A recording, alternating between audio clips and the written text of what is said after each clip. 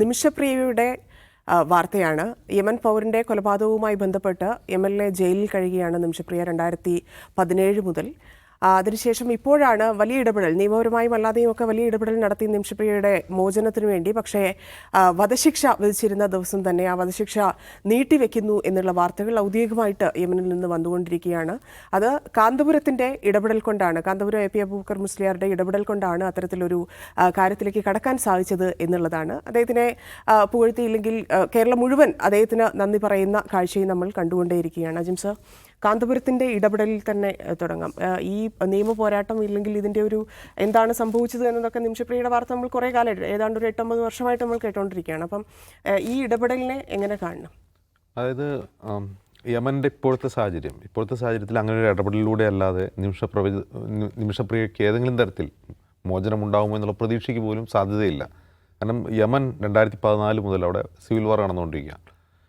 അവിടെ മുമ്പ് 10 നൂറ്റാണ്ടോളം ഭരിച്ച ഒരു പ്രസിഡൻ്റായിരുന്നു. ആ പ്രസിഡന്റിനെതിരെ ഒരു ജനാധിപത്യ വിപ്ലവം ഉണ്ടായി, അയാൾ താഴെ ഇറങ്ങേണ്ടി വന്നു. പിന്നീട് ഒരു ഭരണകൂടം അവിടെ വന്നു. എങ്കിൽ പോലും അത് വർഷങ്ങൾക്കുള്ളിൽ ഒരു സിവിൽ വാറിലേക്ക് പോവുകയാണ്. സിവിൽ വാർ എന്ന് പറഞ്ഞാൽ ഇതിൻ്റെ നോർത്തേൺ പാർട്ട് ഹൂത്തികളും തെക്കൻ പാർട്ട് മുമ്പുണ്ടായിരുന്ന ഭരണകൂടത്തിൻ്റെ ബാക്കി അവശിഷ്ടമാണ് ഭരിക്കുന്നത്. അതായത് തലസ്ഥാനം ഹൂത്തി റെബൽസാണ് കൈയടക്കി വെച്ചിട്ടുള്ളത്.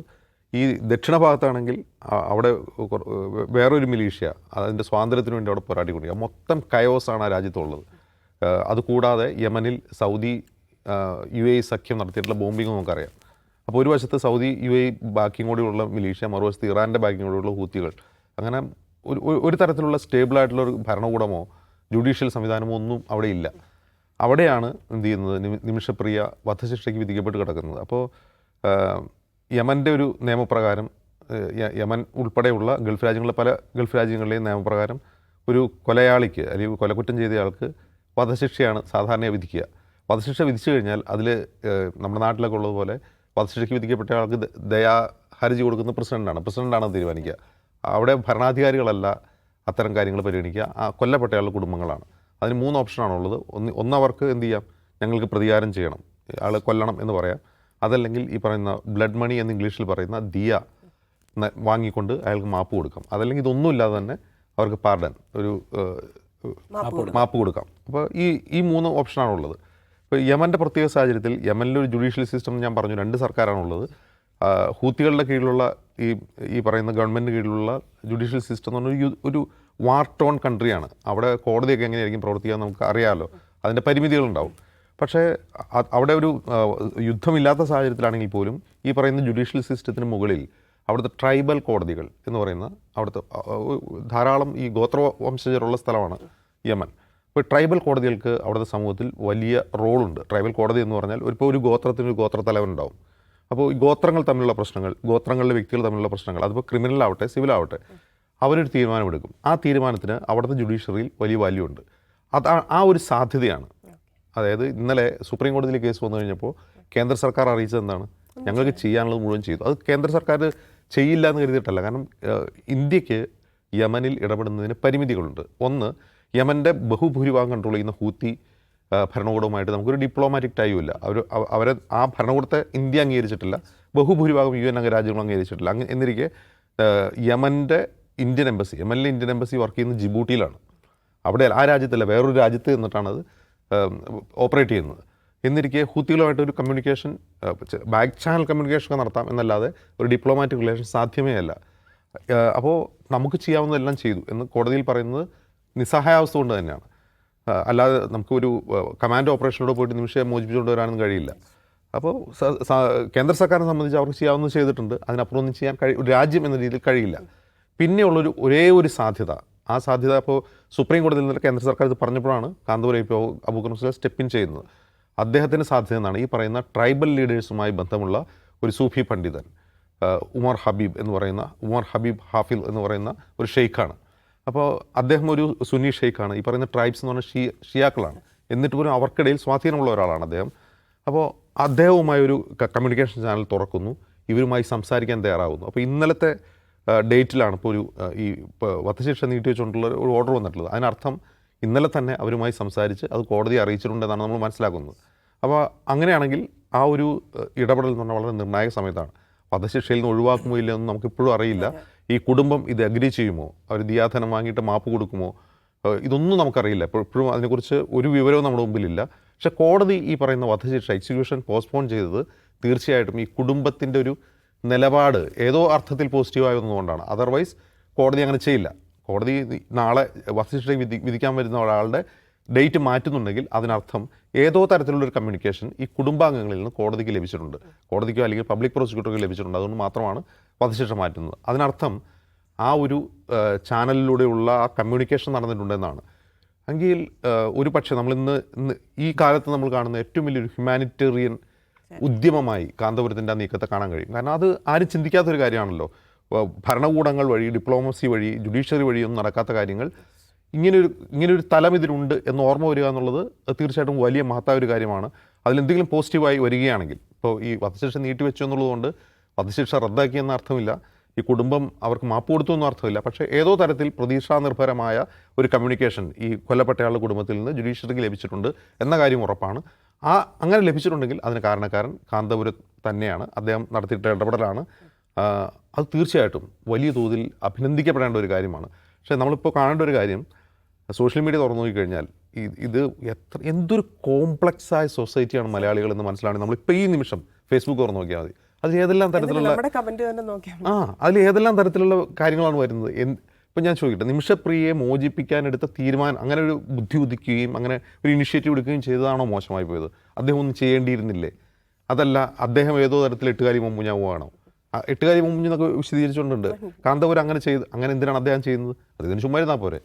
അപ്പോൾ ഒരു തരി നന്മയെപ്പോലും അംഗീകരിക്കാൻ കഴിയാത്ത വിധം വിഷലിപ്തമായിരിക്കുകയാണ് മലയാളിയുടെ മനസ്സിലാണ് കമൻസ് എനിക്ക് കാണുമ്പോൾ തോന്നുന്നത്. എന്തിലും ഏതിലും ഈ വർഗീയത തിരയുന്ന മണിയനീച്ചകളെ പോലെ ആയി മാറിയിരിക്കുന്ന മലയാളികളുടെ സോഷ്യൽ മീഡിയ ബിഹേവിയർ നിന്ന് ആ വാർത്തയുടെ അടിയിൽ വരുന്ന കമൻറ്റുകളിൽ നിന്നും എന്ന് മാത്രമല്ല വലിയ വലിയ ആൾക്കാർ പോസ്റ്റ് ഇടുന്നതിൽ നിന്നും മനസ്സിലാവുന്നുണ്ട്. അങ്ങനെ തന്നെയാണ് പറയുന്നത്. വളരെ മോശമായിട്ട് എന്താ പറയുക, ഒരു ധാർമ്മികമായി പാപ്പരത്തമുള്ള മോറലി ബാങ്ക്രപ്റ്റ് ആയിട്ടുള്ള ഒരു സൊസൈറ്റിയാണ് നമ്മൾ മാറിക്കൊണ്ടിരിക്കുകയാണ്. നിഷാദ്, അജിംസ് പറഞ്ഞു നിർത്തിയതിൽ നിന്ന് തുടങ്ങുകയാണെങ്കിൽ അത് നമ്മൾ കണ്ടുകൊണ്ടിരിക്കുകയാണ്. പക്ഷേ വരും ദിവസങ്ങളിൽ ഇത് കൂടും. ഇത് അതിഭീകരമായിട്ട് കൂടുമെന്ന് മാത്രമല്ല, രണ്ട് ഭാഗത്തേക്ക് തിരിയാൻ വേണ്ടി കേന്ദ്രം കോടതിയിൽ അറിയിച്ചു കഴിഞ്ഞ ദിവസം. ഇനിയിപ്പോൾ വെള്ളിയാഴ്ച വീണ്ടും അറിയിക്കണം എന്ത് ചെയ്തു ഇതിനു വേണ്ടി എന്നുള്ളത്. എങ്കിൽ പോലും ഇത് കേന്ദ്രത്തിൻ്റെ വിജയമാണ്, അല്ലെങ്കിൽ കേന്ദ്രം ഇടപെട്ടതുകൊണ്ടാണ് എന്നൊരു വിഭാഗം വാദിക്കുന്നുണ്ട്. കാന്തപുരം ചെയ്തത് നമ്മൾ കണ്ടതുമാണ്. അപ്പം ആ ഒരു ഫൈറ്റ് എങ്ങനെ നടക്കും? അല്ല, ഒന്നാമത്തെ കാര്യം, ഇത് മലയാളികൾ ആകമാനം എന്ന് പറയാൻ പറ്റില്ല. ഇത് ആരാണെന്ന് വളരെ വ്യക്തമാണ്. സംഘപരിവാറിൻ്റെ ഭാഗമായി നിൽക്കുന്ന ആളുകൾ, ഹിന്ദുത്വ രാഷ്ട്രീയത്തിൻ്റെ ആളുകൾ, അവർക്ക് ഒരു മുസ്ലിം ലീഡർ ഇന്ത്യക്ക് പുറത്തുള്ളൊരു കാര്യം, കേന്ദ്ര സർക്കാർ സുപ്രീം കോടതിയിൽ പരാജയം സമ്മതിച്ച ഒരു സംഗതിയിൽ വിജയം നേടാൻ പോകുന്നു എന്നത് അംഗീകരിക്കാൻ കഴിയില്ല. സ്വാഭാവികമാണ്. ഇന്ത്യക്ക് പുറത്തെവിടെയും നയതന്ത്രത്തിൻ്റെ കരങ്ങൾ കൊണ്ടുപോയി ശക്തി തെളിയിക്കാൻ കഴിവുള്ള രാഷ്ട്രനായകൻ ഇന്ത്യ ഭരിക്കുന്നതാണല്ലോ പറഞ്ഞുകൊണ്ടിരിക്കുന്നത്. എവിടെയും നമുക്ക് പ്രഷർ ചെയ്യാനും നമ്മുടെ തീരുമാനം നടപ്പിലാക്കാനും കഴിയും എന്ന് പറഞ്ഞുകൊണ്ടിരിക്കെ കഴിഞ്ഞ ദിവസം നിമിഷപ്രിയ എന്ന നമ്മുടെ ഒരു പൗരൻ അവിടെ ജയിലിൽ പെട്ടുപോകുന്നു, അവരെ തൂക്കിക്കൊല്ലാൻ പോകുന്നു, ഒന്നും ചെയ്യാനില്ല എന്ന് കേന്ദ്ര സർക്കാർ പറയുകയാണ്. സുപ്രീം കോടതി പോലും അത് കണ്ട് വേദനിച്ചു. ശരി, എന്നാൽ പിന്നെ അങ്ങനെ ആവട്ടെ, എന്തെങ്കിലും ചെയ്യാൻ പറ്റുമോ നോക്കണം കേട്ടോ എന്ന് പറഞ്ഞ് കോടതി അവസാനിപ്പിക്കുകയാണ്. അപ്പോൾ ഒരു മുസ്ലിം പണ്ഡിതൻ വിദേശത്തുള്ള അദ്ദേഹത്തിൻ്റെ ബന്ധം ഉപയോഗിച്ചുകൊണ്ട് ഇടപെടുകയും വധശിക്ഷ നീട്ടിവെക്കുന്ന തീരുമാനത്തിലേക്ക് എത്തുകയും ചെയ്തപ്പോൾ അത് ഉണ്ടാക്കുന്ന ഒരു എന്താണ് കൊള്ളൽ എന്ത് മാത്രം വലുതായിരിക്കും. അതാണ് രണ്ട് പ്രശ്നങ്ങളാണ്. ഒന്ന്, ഒരു മുസ്ലിം ലീഡർ ഇടപെടുന്നു. രണ്ടാമത്തേത്, ഞങ്ങളുടെ ഗവൺമെൻറ് പരാജയപ്പെട്ടവരിടത്താണ് അയാൾ ഇടപെടുന്നത് എന്ന തികച്ചും വർഗീയമായ അവരുടെ ഫ്രസ്ട്രേഷനാണ് ഈ നിലയ്ക്ക് പുറത്തു വന്നുകൊണ്ടിരിക്കുന്നത് എന്ന് കാണണം. ഒന്നാമത്തെ കാര്യം, ഗവൺമെൻറ്റിന് ഇപ്പം നേരത്തെ അജിംസ് പറഞ്ഞു, ഗവൺമെൻറ് ഓഫ് ഇന്ത്യക്ക് അതിൽ ഇടപെടുന്നതിന് പരിമിതിയുണ്ട്. കാരണം മറ്റൊരു രാജ്യമാണ്. ആ രാജ്യത്തെ നിയമ സംവിധാനങ്ങൾ വെച്ചുകൊണ്ട് ഇത് വളരെ സീരിയസ് ആയിട്ടുള്ള കേസാണ് കേട്ടോ. ആ കേസ് എന്ന് വെച്ചാൽ അവരുടെ ഭർത്താവിനെ കൊന്ന്, മയക്കുമരുന്ന് അധികമായി കൊടുത്ത് കൊന്ന് കഷ്ണങ്ങളാക്കി വാട്ടർ ടാങ്കിൽ നിക്ഷേപിച്ചു എന്ന കുറ്റമാണ് ഇത്. ഇവിടെ ഭർത്താവിൻ്റെ രേഖയുണ്ടെന്നാണ് പറഞ്ഞത്. അവരുടെ വാദം അയാൾ വ്യാജമായി രേഖയുണ്ടാക്കി എന്നാണ്. അവിടുത്തെ കേസ് അവരുടെ ഭർത്താവാണെന്നുള്ളതാണ്. അപ്പോൾ ആ കേസ് ഇവിടെ മാത്രമല്ല, അവിടെയും വൻ കോളിലൊക്കെ ഉണ്ടാക്കുകയും അതിവൈകാരികത സൃഷ്ടിക്കുകയും അതിൻ്റെ ഭാഗമായി കുടുംബം ഇപ്പോഴും അഡമൻ്റായി നിൽക്കുകയാണ്. ഒരു നിലയ്ക്കും മാപ്പ് കൊടുക്കാൻ കഴിയില്ല, ഒരു പൈസയും വേണ്ടെന്ന്. കാരണം അത്രയും വലിയ പ്രശ്നം അവിടെ ഉണ്ടാക്കി. ഒന്നാമത്തെ കാര്യം, വിദേശിയായ ഒരാൾ വന്ന് അവിടുത്തെ ഒരു സ്വദേശിയെ കൊന്ന കേസ് കൂടിയാണല്ലോ. അത്രയും ക്രൂരമായ കൊലപാതകമാണ്. അപ്പോൾ അത് അവിടുത്തെ നിയമ സംവിധാനങ്ങൾ വളരെ കർക്കശമായി സമീപിക്കുകയും അതിലേക്ക് അവർ അന്തിമമായ വിധിയിലേക്ക് പോവുകയും ചെയ്തു. അപ്പോൾ ഒരു രാജ്യത്തെ ഒരു നിയമ സംവിധാനത്തിനകത്ത് ഇടപെടുന്നതിന് ഇന്ത്യൻ ഗവൺമെൻറ്റിന് ഒരു പരിമിതിയുണ്ട്. ഓക്കെ, അപ്പോൾ ഗവൺമെൻറ്റിന് ചെയ്യാൻ കഴിയുന്ന അത്ര ലിമിറ്റഡ് ആണ്, അതിനപ്പുറം ചെയ്യാൻ കഴിയില്ല. ഒരു കാര്യം അതാണ്. അപ്പോൾ അതിനകത്ത് ചെയ്യാൻ കഴിയുന്ന ഓപ്ഷൻസ് എന്താണ്? ഇതുപോലെയുള്ള ആളുകളെ കൊണ്ട് എന്തെങ്കിലും സമവായത്തിൻ്റെ സാധ്യത ഇവിടെ ഇന്ത്യയിലാണെങ്കിൽ ആ സാധ്യത പോലും ഇല്ല. ഇന്ത്യയിൽ കോടതി വിധിച്ചു കഴിഞ്ഞാൽ പിന്നെ ഒന്നും ചെയ്യാൻ പറ്റില്ല. അവിടെ ഈ പറയുന്ന പോലെ കുടുംബത്തെ സെറ്റിൽ ചെയ്യാൻ കഴിഞ്ഞാൽ ഈ വധശിക്ഷ ഒഴിവാക്കാൻ കഴിയും. ആ സ്പേസ് അവിടെ ബാക്കി കിടപ്പുണ്ട്. അതിലിടപെടാൻ ഗവൺമെൻറ്റിന് ഔദ്യോഗികമായ പരിമിതികളുണ്ടാവും. അപ്പോൾ അവിടെ ആർക്കാണ്? ഇപ്പോൾ നമ്മൾ വിദേശത്തൊക്കെ പല പ്രശ്നമൊക്കെ ഉണ്ടാകുമ്പോൾ ഇപ്പോൾ GCCയിലൊക്കെ ആണെങ്കിൽ MA യൂസഫ് അലിയൊക്കെ ഗവൺമെൻറ് പ്രയോജനപ്പെടുത്തുന്നത് കണ്ടിട്ടുണ്ടല്ലോ, പല കാര്യത്തിലും വ്യാപാര കരാറുകളുമായി ബന്ധപ്പെട്ട കാര്യത്തിലൊക്കെ. അതുപോലെ അവിടെ ആർക്കാണോ ഇടപെടാൻ കഴിയുന്ന അയാളെ പ്രയോജനപ്പെടുത്തുക എന്നതാണ്. ഇത് പ്രയോജനപ്പെടുത്താൻ ഗവൺമെൻറ് നിർദ്ദേശിച്ചൊന്നുമല്ല. ഇദ്ദേഹത്തിൻ്റെ മുമ്പിൽ ആക്ഷൻ കൗൺസിലിൻ്റെ ആളുകൾ വരികയോ അദ്ദേഹം ആ സാധ്യതയെ പ്രയോജനപ്പെടുത്താൻ തീരുമാനിക്കുകയോ ചെയ്തു. അതിനടിസ്ഥാനത്തിൽ ഇപ്പോൾ അതിന് ഒന്ന് ഫ്രീസ് ചെയ്ത് കിട്ടിയിട്ടുണ്ട്. അപ്പോൾ അത് വാർത്തയായി വരികയും അതിൻ്റെ പേരിൽ കാന്തപുരം AP അബൂബക്കർ മുസ്ലിയാർ ഇന്ത്യക്ക് പുറത്ത് സ്വാധീനമുള്ള, ഇന്ത്യക്കാർക്ക് വേണ്ടി ഇടപെടാൻ ശേഷിയുള്ള ഒരു വലിയ ഒരു ഫിഗറാണ് എന്ന സംഗതി അങ്ങനെ സെലിബ്രേറ്റ് ചെയ്യപ്പെടുന്നു.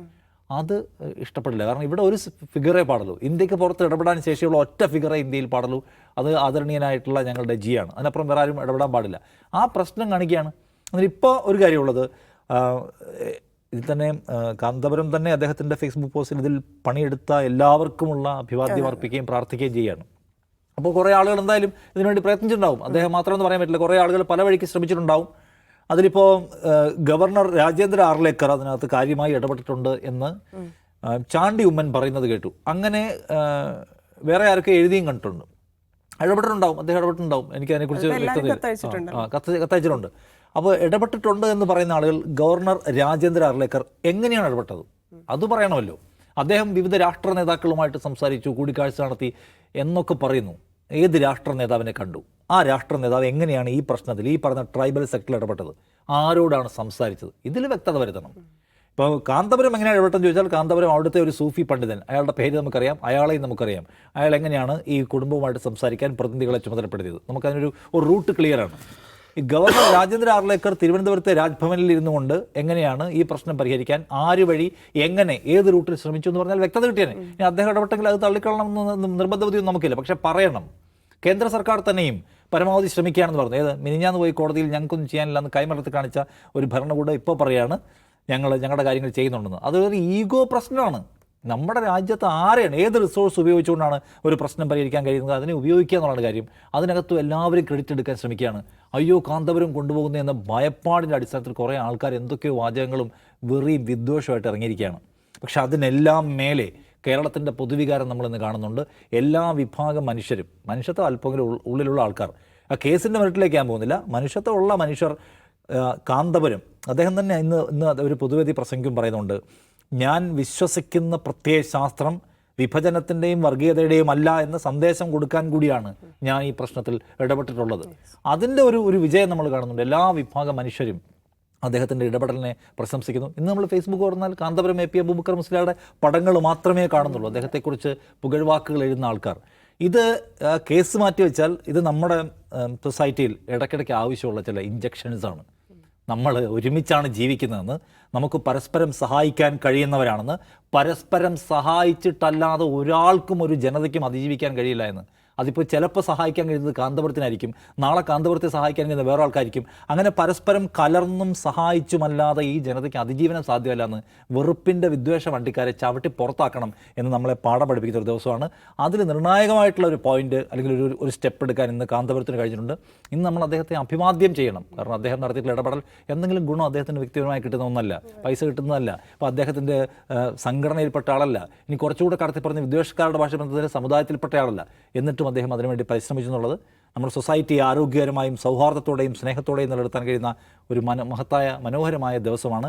അപ്പോൾ അതുകൊണ്ട് ആ സന്തോഷത്തിൻ്റെയും സമാധാനത്തിൻ്റെയും കൂടെ നമുക്ക് നിൽക്കാം. മറ്റുള്ളവരെ നമുക്ക് പുറത്താക്കി കളയാം.